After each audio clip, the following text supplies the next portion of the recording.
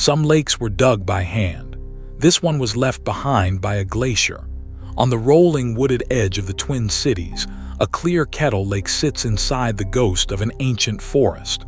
Welcome to Bryant Lake Regional Park.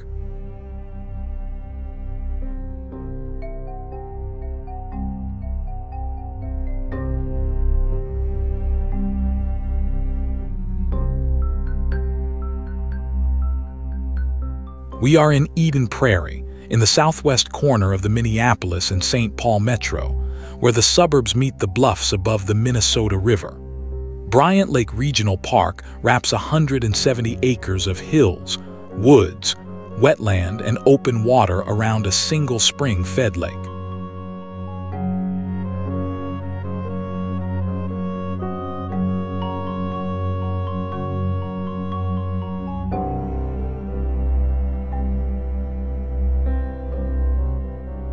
Bryant Lake is what geologists call a kettle. As the last glacier melted back from Minnesota, it left huge blocks of buried ice stranded in the ground. When those blocks finally thawed, the earth above them collapsed into deep round basins, and the basins filled with water. This lake is the footprint of a block of ice that vanished 12,000 years ago.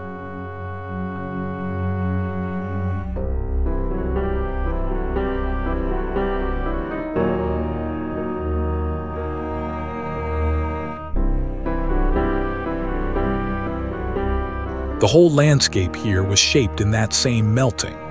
The rolling hills the trail climbs and drops are glacial too, mounds of sand and gravel called kames that washed out of the dying ice.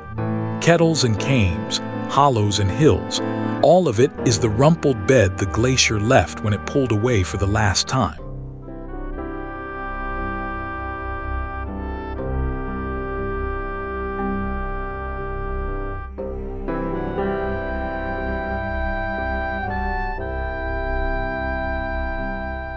When the ice was gone, a great forest grew.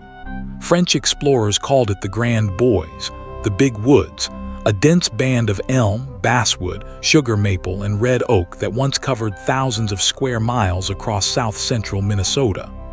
Bryant Lake sits along the western edge of that vanished woodland, and the tall oaks shading this trail are its last living heirs.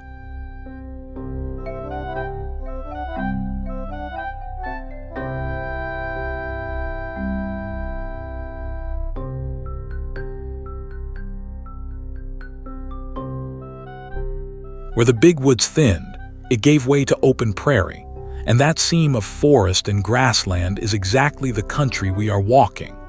Today the park keeps both alive, sheltering old oak woods on the slopes and coaxing native prairie back onto the sunny hilltops, a small rescued sample of the land as it looked before the plows arrived.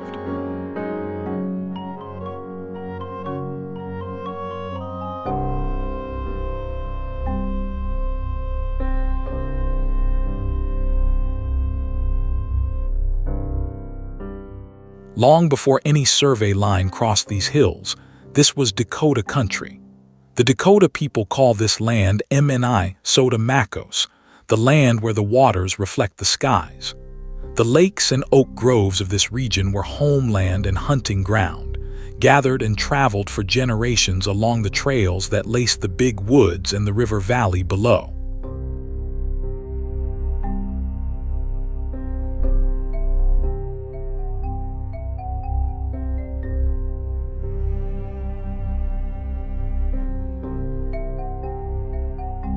In 1851, at Traverse des Sioux on the Minnesota River, the Dakota were pressed into ceding vast reaches of southern Minnesota to the United States. With the stroke of that treaty, this country was open to settlement, and the homeland around these lakes was carved into claims for farms and towns almost overnight.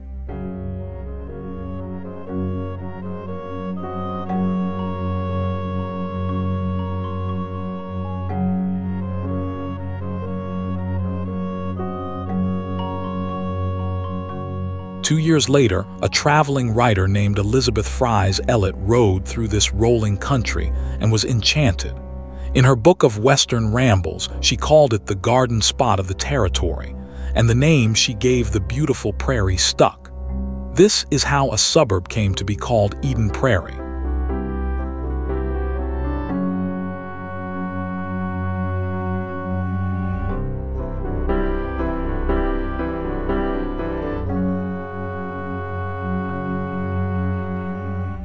The settlers who followed did to the big woods what settlers did all across the region. In the last half of the 19th century, they cleared the hardwoods for fields and pasture and firewood, until only scattered woodlots remained. The farms rose, the great forest fell, and land like the ground beneath Bryant Lake became a patchwork of crops and grazing.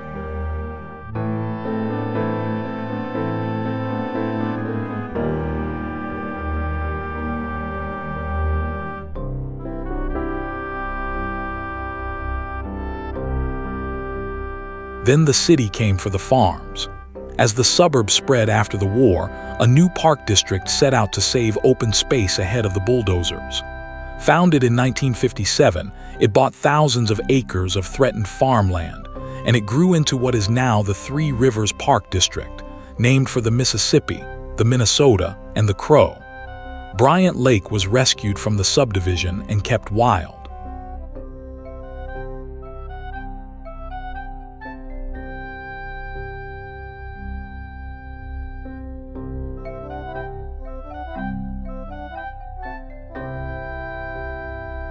Today the park is built for a summer evening like this one.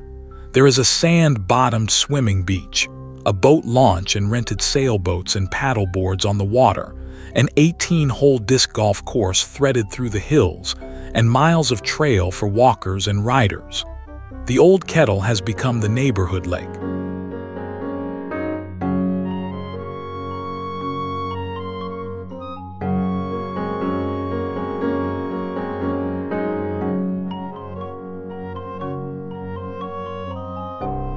And it is still wild at the edges.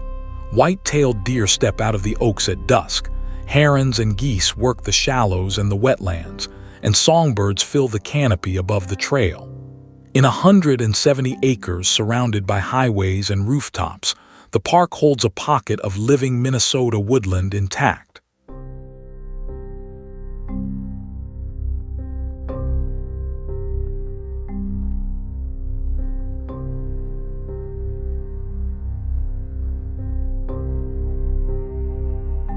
The lake keeps its own calendar. Sailboats and swimmers give way to red maples in October, then to snow and skiers and dark, quiet ice, and at last to the green rush of another spring. To walk the shore on a warm evening at the end of August, as we do now, is to catch the park at the soft, golden close of its summer.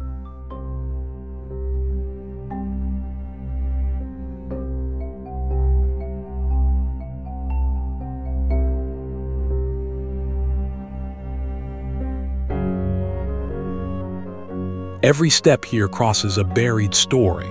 A glacier scooped this basin. A great forest rose and was felled. A homeland was taken. A prairie was named Eden, and a park district bought back a fragment of it all. Bryant Lake holds every one of those chapters in a single quiet evening.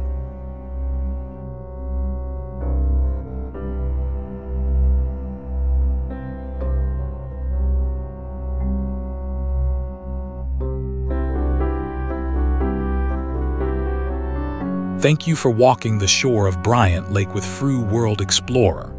If you enjoyed this quiet trip through Eden Prairie's glacial country, subscribe and come along for the next trail. There is always more to discover, one lake at a time.